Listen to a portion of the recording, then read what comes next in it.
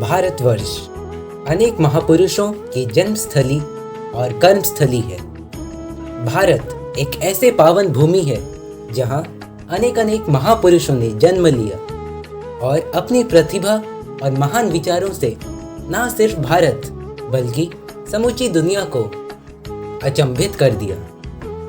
ऐसे ही महान विभूतियों में एक नाम आता है स्वामी विवेकानंद, जिनका जन्म आज से 158 साल पहले कोलकाता में हुआ था। उनका वास्तविक नाम नरेंद्र नाथ दत्त था। 25 वर्ष की आयु में नरेंद्र नाथ दत्त ने गेरुआ वस्त्र धारण कर लिया। तत्पश्चात उन्होंने पैदल ही पूरे भारतवर्ष की यात्रा की। सन 1893 में शिकागो में विश्व धर्म परिषद की सभा हो रही थी। स्वामी विवेकानंद जी उसमें भारत की प्रतिनिधि के रूप में पहुंचे। उनके विचार सुनकर सभी विद्वान चकित हो गए। फिर तो उनका अमेरिका में भव्य स्वागत हुआ। वहां उनके भक्तों का एक बड़ा समुदाय बन गया। 3 वर्ष तक वे अमेरिका में रहे और वहां के लोगों को भारतीय तत्वज्ञान की अद्भुत ज्योति प्रदान करते रहे। अमेरिका में उन्होंने रामकृष्ण मिशन की अनेक शाखाएं स्थापित की।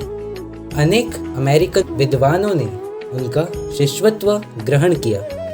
इसके बाद उन्होंने अपना समूचा जीवन धर्म के विकास और युवाओं को सही दिशा दिखाने में समर्पित कर दिया।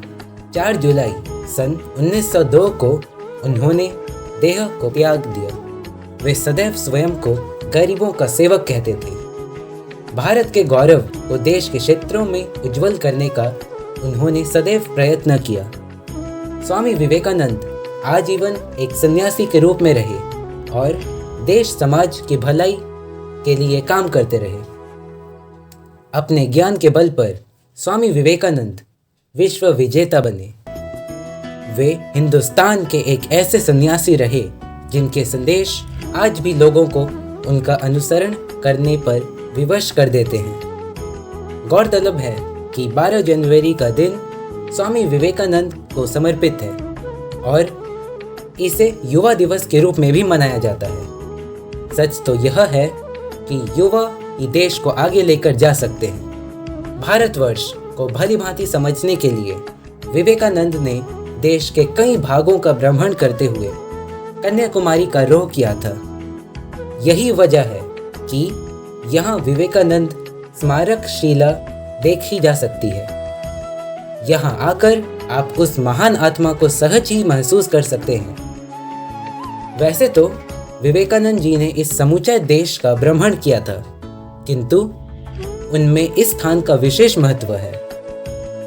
यहाँ आने पर हमें भारत के महान संत महापुरुष स्वामी विवेकानंद जी के जीवन के बारे में जानने का सुनहरा अवसर मिलता है।